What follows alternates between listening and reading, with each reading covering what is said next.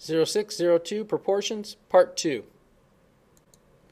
Alright, continuing with the previous lesson, we're going to be working on proportions. Remember, we need to cross multiply to solve, and then divide by the number next to the coefficient, or next to the variable, which is called the coefficient. Alright, so while walking through the zoo, John counted 2 information booths for every 25 exhibits. How many information booths are there for 100 exhibits? Perfect opportunity to set up a proportion. So what are we looking for? We're looking for information booths. And we need to give it a variable. I hate to choose X because that just confuses me. I like to give it a name that makes sense to the problem. In this case, since we're looking for information booths, I'd use either an I or a B. Probably a B because my eyes tend to look like ones or something. So what do we know? We have booths to exhibits. Well, what do we know about the booths and exhibits?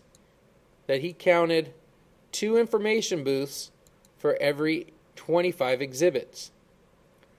What else do we know? Well, we know that we want to find how many information booths are there for 100 exhibits. So where are we going to put the 100, on the top or the bottom? Hopefully you said the bottom because it's talking about exhibits, so it should go on the bottom. And since we're looking for the booths, we'll put B for booths. Now we can cross multiply. Or we could flip it around, I'm sorry. We could have 25 over 2 and then 100 over B. So we'll get 25 times B is equal to 200. Either way we do those, notice if you cross multiply, you get the same thing. Divide by the number next to the variable. So we're dividing by the coefficient, which in this case is 25.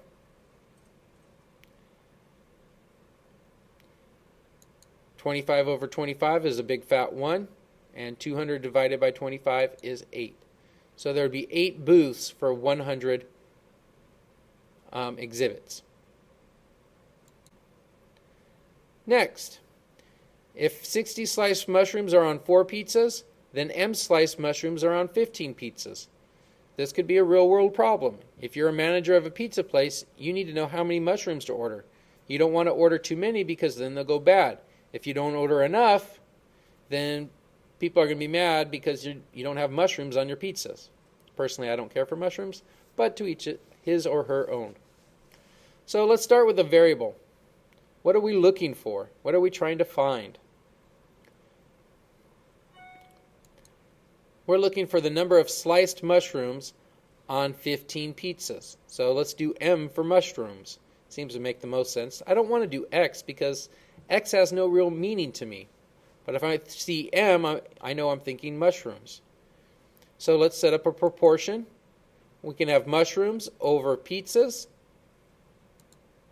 Or we could do pizzas over mushrooms, but it seems to make sense because the mushrooms are on top here, so mushrooms go on top of a pizza. So if I do that, I know there's 60 sliced mushrooms for 4 pizzas. I next need to fill in the other side. What do I have here? Well, I know I have 15 pizzas. I'm looking for the number of mushrooms. Now I could flip this around and say 4 over 60 is equal to 15 over M. If I cross multiply, either way I get 4M is equal to 900. Now 4 is my coefficient. It's the number multiplying the variable. We want to do the opposite. We want to divide so we can get rid of that 4. Anything over itself is a big fat 1. And if we divide by 4, we get 225 mushrooms.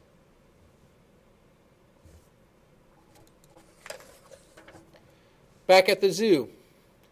Now the zoo hired 16 workers for every 80 animals.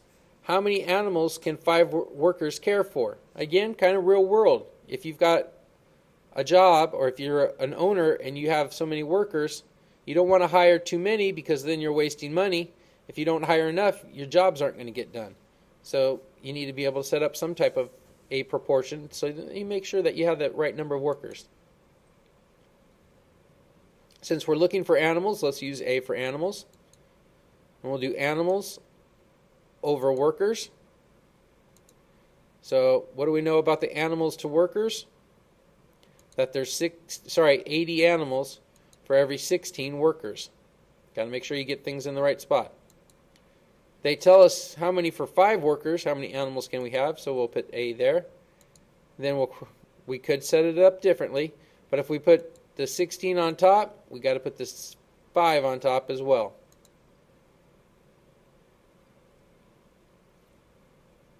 And so we'll get 16A is equal to 400. Divide both sides by 16.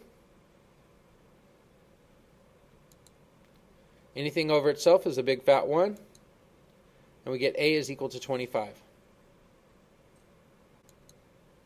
Heartbeats. If a heart beats 98 times per minute, then it beats B times per hour. Well, they give us our variable, which is nice. There's our heart beating. So we got beats over time is equal to 98 over 1.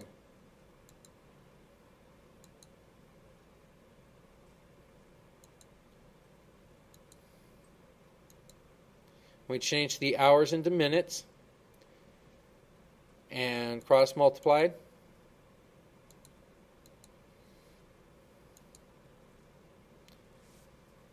Now dividing by 1 is kind of stupid because whenever you divide by 1 you end up with itself. So it basically beats 5,880 times per hour.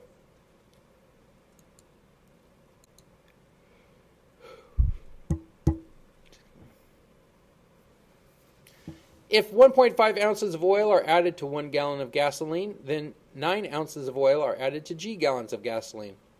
Back in the old days, with your motorcycles or your quads or your ATVs, sometimes you had to mix in the oil with gas. Some of you might still have to do that. If you don't get the ratio right, you can mess up your engine. So here's a way of doing that if you want to figure out how much oil you need to add to a gallon of gasoline. So we'll start with the gallons of gasoline is G. So we have gasoline over oil.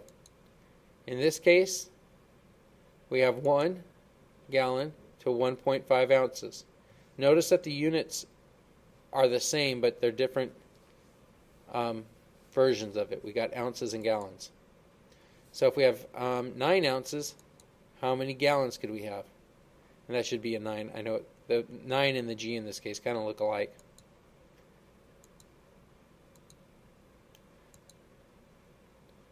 So we set it up.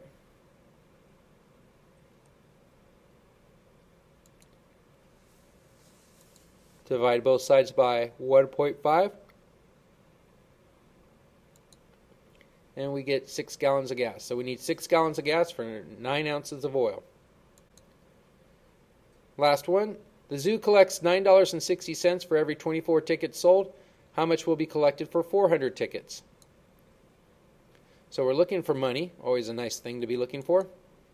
So we have money over tickets is equal to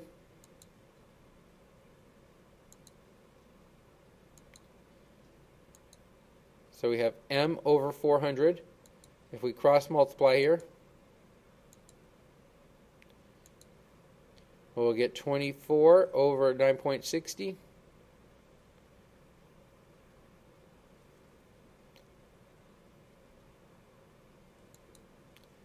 Divide both sides by 24.